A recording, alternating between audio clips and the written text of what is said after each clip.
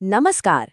आज बात करेंगे एक ऐसी अद्भुत कहानी की जो हिंदू पौराणिक कथाओं में बहुत ही खास जगह रखती है, तृणावर्त वध लीला।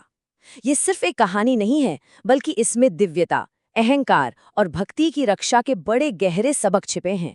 तो चलिए शुरू करते हैं और इस लीला को समझते हैं।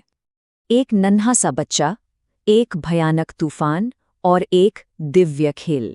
देखिए शुरुआत ही कितनी ड्रामेटिक है ना? बस यही तीन चीजें और यहीं से एक ऐसी कहानी की नींव रखी जाती है जो सच में यकीन से परे है। तो कहानी हमें ले चलती है गोकुल के एक शांत खूबसूरत से गांव में। जरा सोचिए, सब कुछ कितना पीसफुल है। एक आम सा दिन, माँ यशोदा अपने लाडले नन्हे कृष्ण के साथ हैं और माहौल में दूर दूर तक कोई बेचैनी नहीं, बस शांति ही शांति। और बस यहीं पर पहली बार कुछ अजीब होता है, कुछ ऐसा जो इशारा करता है कि ये कोई आम बच्चा नहीं है। माँ यशोदा जैसे ही प्यार से कृष्ण को गोद में उठाती हैं, अचानक वो नन्हा सा बालक उन्हें एक पहाड़ जितना भारी लगने लगता है। वो हैरान रह जाती है कि इतना वजन कहाँ से आया, और इसी हैरानी में वो धीरे से कृष्ण को नीचे जमीन पर रख देती हैं। और जैसे ही कृष्ण को जमीन पर रखा जाता है, गोकुल की वो शांति मानो पल भर में गायब हो जाती है। कहानी का मूड एकदम से बदल जाता है। अब शांति नहीं, बल्कि एक अनदेखा, एक बहुत ही खतरनाक खतरा पूरे गांव पर मंडराने लगता है। और ये खतरा कौन है? इसका नाम है तृणावर्त। ये कोई मामूली दुश्मन नहीं है, बल्कि दुष्ट राजा कंस का भेजा हुआ एक बहुत ही पावरफुल असुर है। और इसकी सबसे बड़ी ताकत, वो जब चाहे एक भयानक बवंडर, एक वर्ल्ड विंड का रूप ले सकता है। एक ऐसा तूफान जो अपने रास्ते में आने वाली हर चीज को तहस नहस कर दे। और फिर हमला शुरू हो जाता है। देखते ही देखते एक जोरदार धूल भरी आंधी उठती है और पूरे गोकुल को निगल लेती है। चारों तरफ घना अंधेरा, इतना कि अपना हाथ भी न दिखे।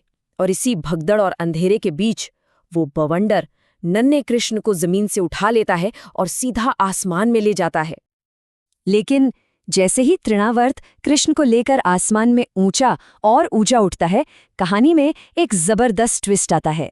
जो नीचे जमीन पर एक आसान शिकार लग रहा था, अब वही आसमान में एक बिल्कुल अलग जंग की शक्ल ले लेता है। अब पासा पलटने वाला था।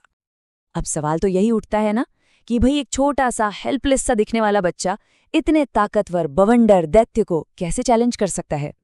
इसका जवाब उस दिव्यता में है जो उस बच्चे के रूप में छुपी हुई थी। यहीं पर खेल पलटता है।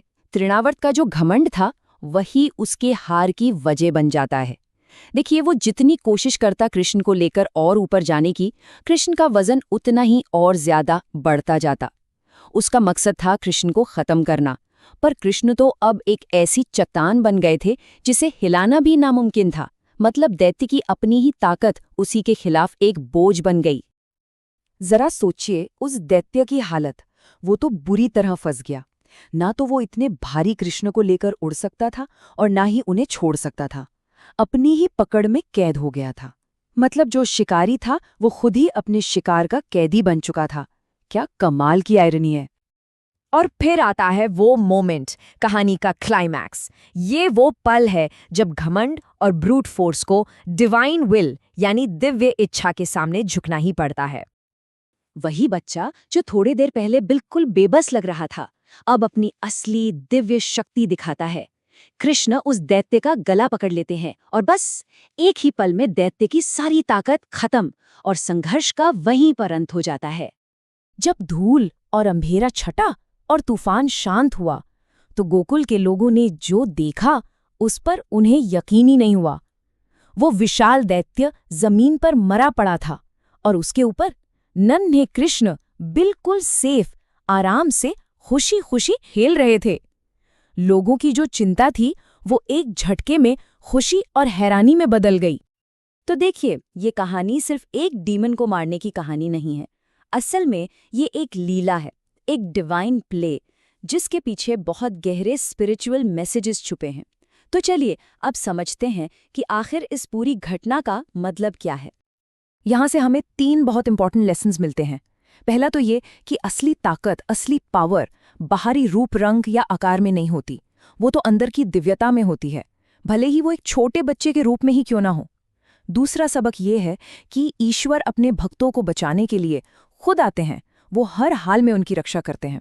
और तीसरा, और शायद सबसे बड़ा लेसन, कि अहंकार, एरोगेंस, चाहे कितना भी बड़ा क्यों ना हो, उसका अंत निश्चित है, वो अपने ही वजन तले दबकर खत्म हो जाता है।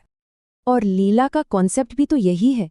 ये सिर्फ एक इंसिडेंट नहीं है, ये एक तरह का डेमोन्स्ट्रेशन है, एक नाटक जो एक बहुत बड़ी सच्चाई को समझाने के लिए रचा गया है। ये हमें दिखाता है कि कॉस्मिक लॉज यानी ब्रह्मांड के नियम आखिर काम कैसे करते हैं। और आखिर में एक सवाल हमारे लिए भी है, ये जो छुपी हुई डिवाइन पोटेंशियल और खुलेआम दिखने वाली एरोगेंट पावर के बीच की लड़ाई है, क्या ये आज भी हमारी दुनिया में उतनी ही रेलेवेंट नहीं है? जरा सोचिएगा इस बारे में।